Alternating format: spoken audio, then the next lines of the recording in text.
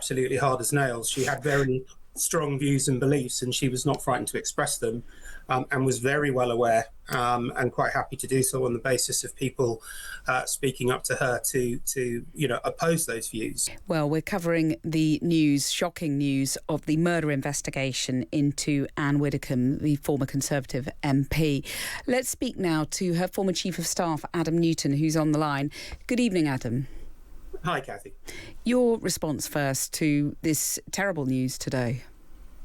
Yeah, we woke up to the news that Anne had very sadly died, and inevitably as politicians get older, we hear stories of them passing away, and that in itself is gives a sense of loss. But then to hear the news, as we have heard filtered out during the course of the day, that this was something else altogether, of course, raises things to a level of tragedy, brings thoughts of sadness, confusion, and reminds us that people who put themselves in public service, whether in this case it was anything to do with her celebrity or status or not, are find themselves in harm's way. But look, at the end of the day, this is a tragedy. It's a tragedy for Anne's family and friends, and those who knew and cared for her most. And those are the people whose thoughts we're with primarily at this time. The police, of course, saying earlier that it's not being treated as terrorism. They're open-minded about whether the man who has been arrested was known to her. No information currently to suggest that this was politically motivated. But details are scant at the moment. Just reflect, if you would, on the Anne Widdecombe you knew. People have talked about her kindness, her forthright views, her sense of humour. Just sum up, really, if you would, the Anne you knew. That's right, Cathy, and I know you will have known her way back from, the very start of your career as well. Indeed. And Anne was, at points, let's make no mistake about it, absolutely hard as nails. She had very strong views and beliefs, and she was not frightened to express them, and was very well aware and quite happy to do so on the basis of people speaking up to her to oppose those views. I would say in the time that I was working with her, that seldom became an issue of threats to safety, but she was confronted by people who expressed their opposition to things that she said. But I think you're right to make the point as well that there is this other side, this deep humanitarian, kind and compassionate side that you yourself may have seen. We would frequently have tours around the country derailed and disrupted because Anne would meet an individual whose life was in a particular place or crisis that required help, and she was somebody who wanted to, under whatever circumstance she could, try and deliver that help for them. So there's that there's that piece as well. There were both sides to this character. And again, the sort of third dimension, if you like, the one that we saw on Strictly Come Dancing, on Louis Theroux, I even remember her going on Ready, Steady, Cook back in the day. So, multifaceted and an interesting and pretty remarkable character. And really a politician like no other, really, because, most politicians weigh their words and they work out what's sort of acceptable to say and what's not. She sort of just said it, didn't she? And just absolutely extraordinary that she was then able to reinvent herself as a reality TV star. But it was sort of because of that, wasn't it? Yeah.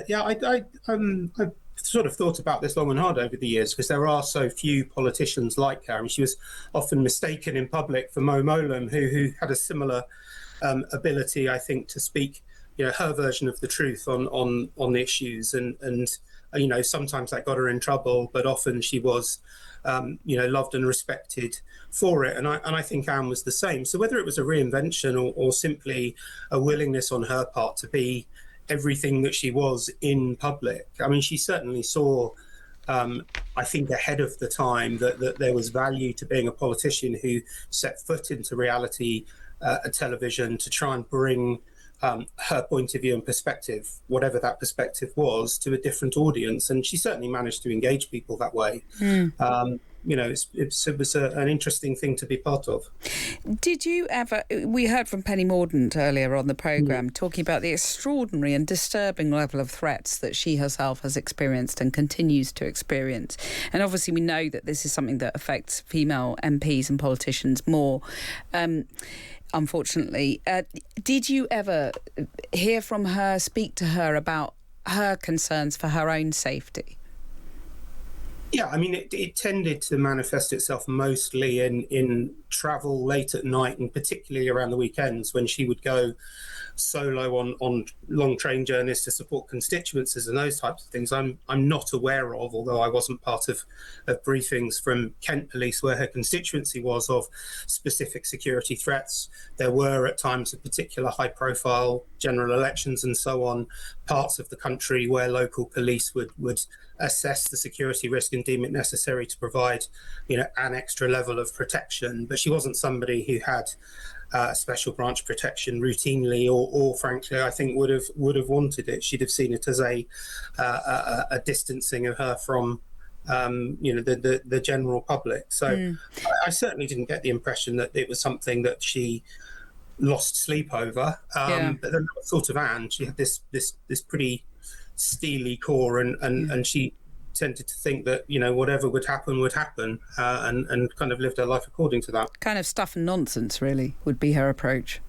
Perhaps a little bit. I mean, I think she was acutely aware that any risk that her presence in things would present to others was arguably more serious than any sort of risk that was presented to her. I had an opportunity to talk to her soon after the death of David Amos, with whom she was, tragically and ironically, a particularly close parliamentary friend, and someone who she was in adjacent offices to for the best part of a decade. And she was somewhat more reflective about the level of risk that politicians were subject to. But that was at a point after the death of Joe Cox, and when we'd started to see kind of more of this stuff. But Anne was Anne, and I suspect she probably, were she here now, wouldn't be saying anything different. When did you last talk to her? On my 50th birthday, I had a party, and a number of us who used to work for her messaged her to say that we were all together having a party, and she called up one of them, and we all did our impressions of her over the phone, which I don't know whether here and now is the best moment to be reflecting that, but it is a fond memory that before the tragedy of the circumstances today have been laid bare, that we have been exchanging messages about, as we have other memories of a lot of fun that was had in the days working for her. Very sad day, Adam. Thank you very much for joining us and sharing those memories with us. Well, thank you. That was Adam Newton, former Chief of Staff to Anne Widdecombe there.